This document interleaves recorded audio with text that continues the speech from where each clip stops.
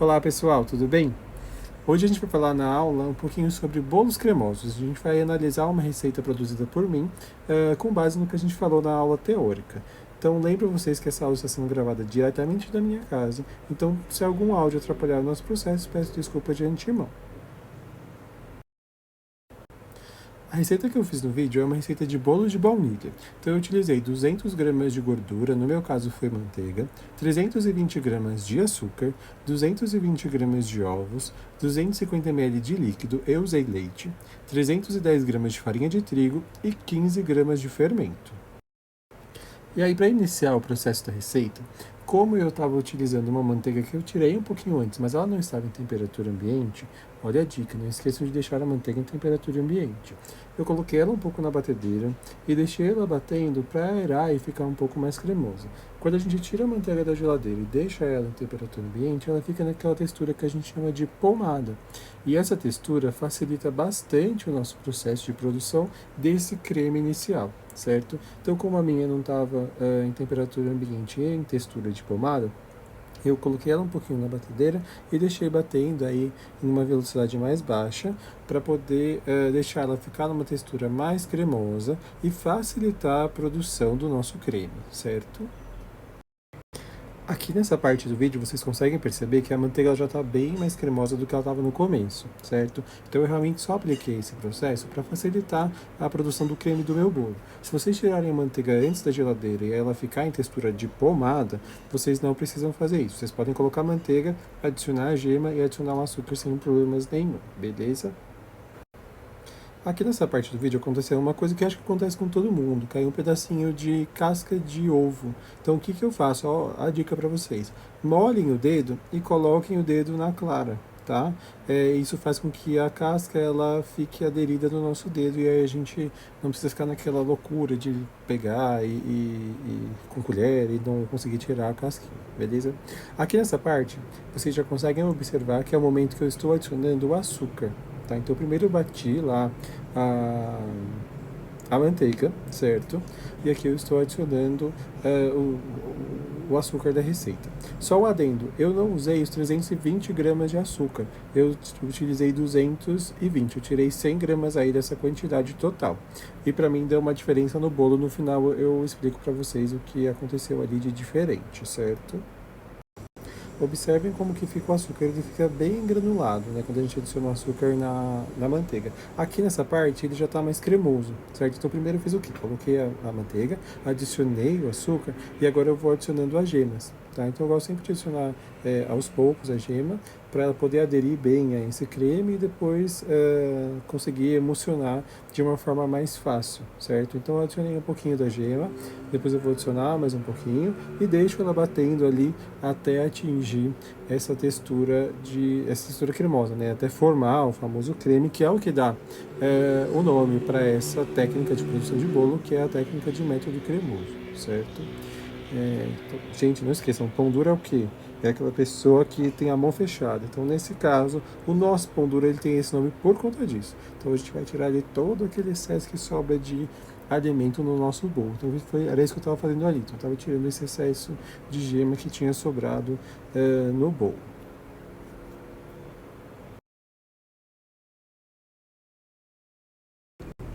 Então, depois da gema adicionada, eu coloquei ele para bater, né, ali um pouquinho mais rápido, para realmente a gente conseguir aerar. Lembra que eu falei na parte teórica que essa parte, né, a parte da emulsão, ela acaba também conseguindo condensar ali as bolhas de ar e fazendo com que o bolo fique bem aerado.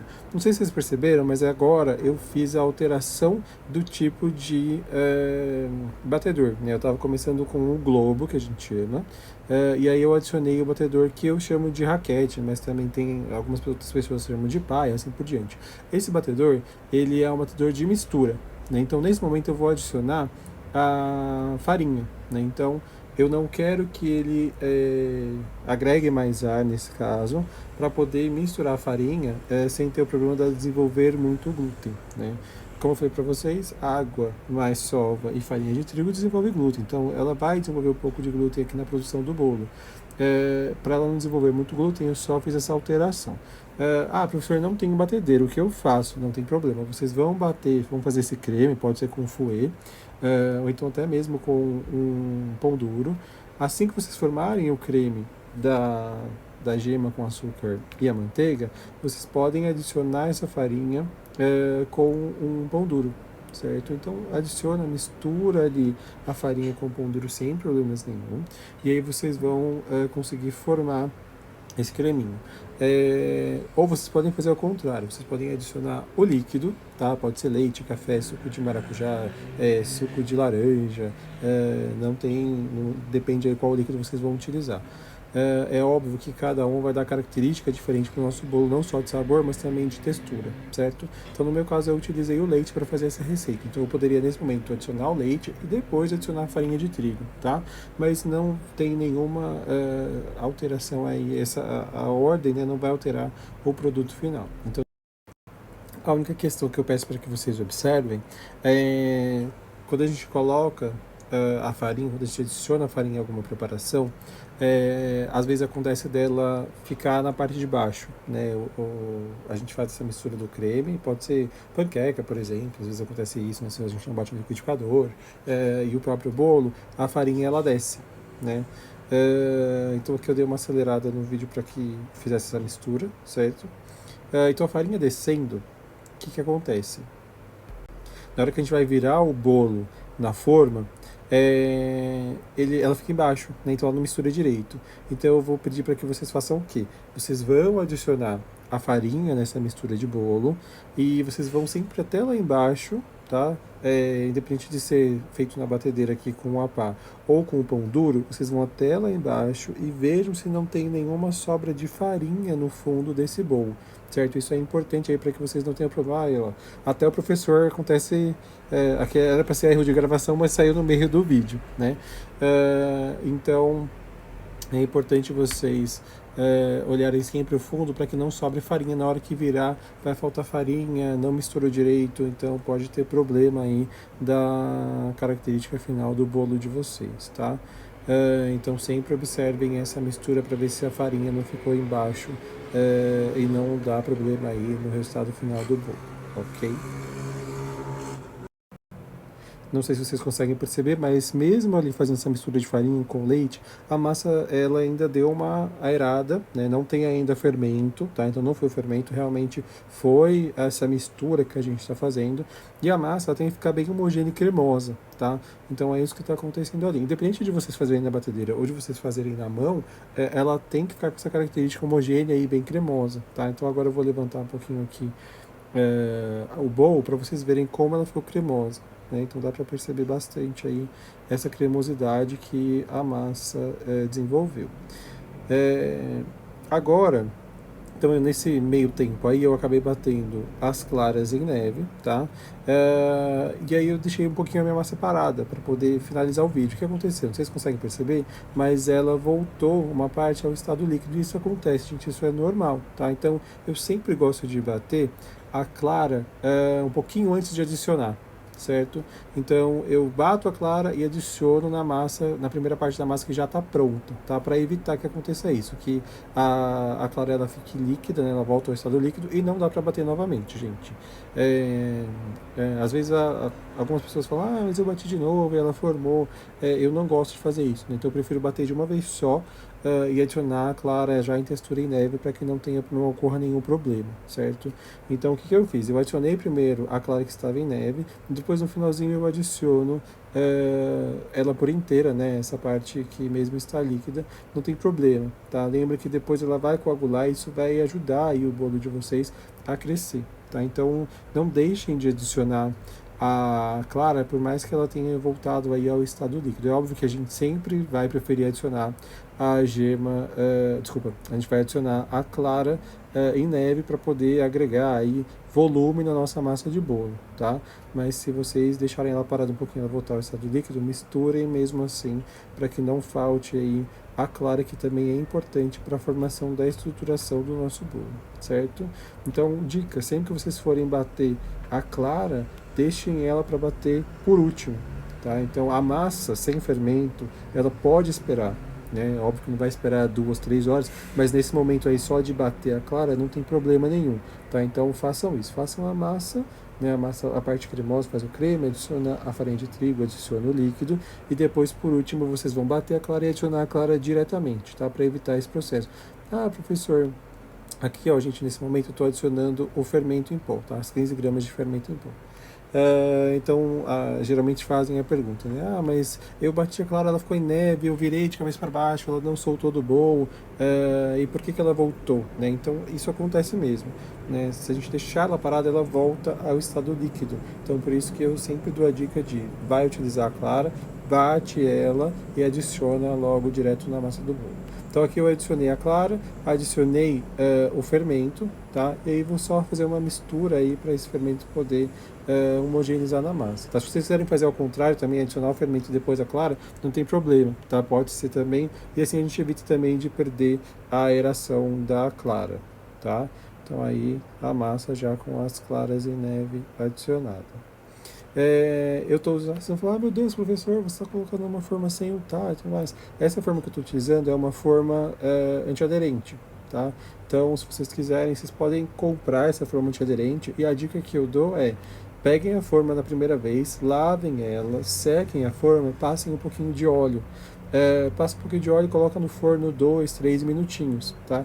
Esse tempo vai fazer com que a forma ela fique untada e aí você consegue fazer qualquer preparação sem precisar untá-la com manteiga, farinha e assim por diante. Eu já falei para vocês que quando a gente unta a forma com manteiga e farinha, quando o bolo vai assar, essa manteiga, essa farinha, a manteiga vai derreter, né? A gordura vai derreter, a manteiga vai absorver e ela vai virar uma pasta. E essa pasta ela fica grudada nas laterais do bolo. Então, às vezes, o bolo diminui de tamanho, é por isso, tá?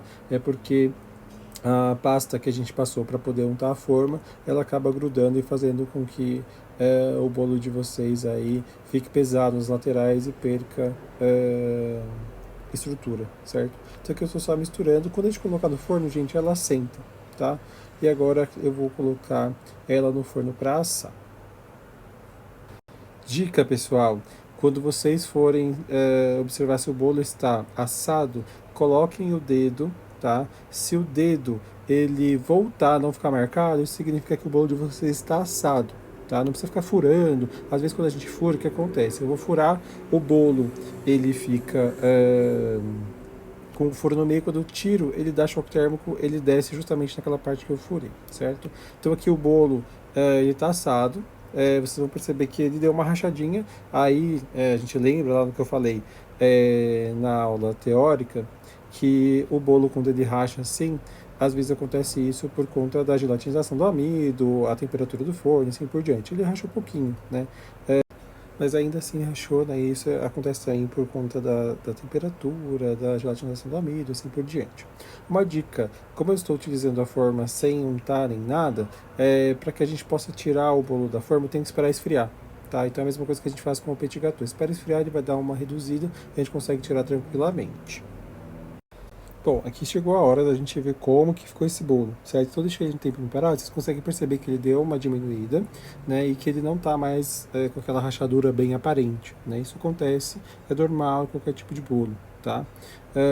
Aí eu vou desenformá-lo, e aí vocês vão ver como ficou bonito, gente. Ficou bonito e olha, eu vou dizer para vocês que ficou bem gostoso.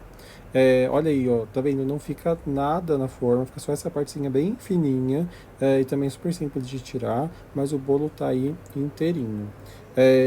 O que é legal a gente observar é que ele deu uma boa de uma crescida, certo? Como eu falei para vocês, o bolo cremoso ele é mais úmido, né? Então ele vai ficar com essa característica mais úmida.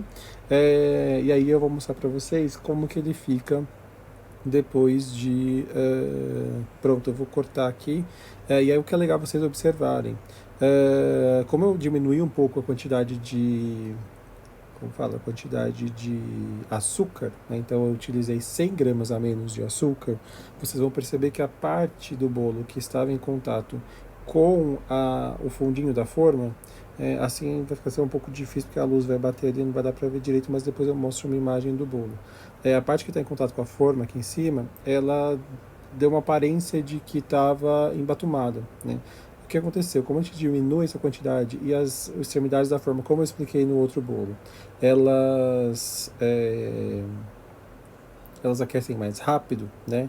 Então esse bolo ele começou a gelatinizar antes ali embaixo por conta da quantidade menor, né, de açúcar que eu coloquei, e aí isso deu uma pequena interferência. Gente, não mudou em nada. Olha como ele ficou bonito, bem aerado, né? Isso eu achei bem legal e bem interessante de mostrar para vocês. E eu espero que vocês tenham gostado, que vocês tenham conseguido observar o processo, que vocês consigam replicar aí na casa de vocês. Qualquer dúvida, deixa a mensagem aqui embaixo ou mandem mensagem no chat da sala de vocês. Espero que vocês tenham gostado. Curtam o vídeo, compartilhem, ativem o sininho e assim por diante. Gente, até mais. Quero ver o bolo de vocês. Tchau!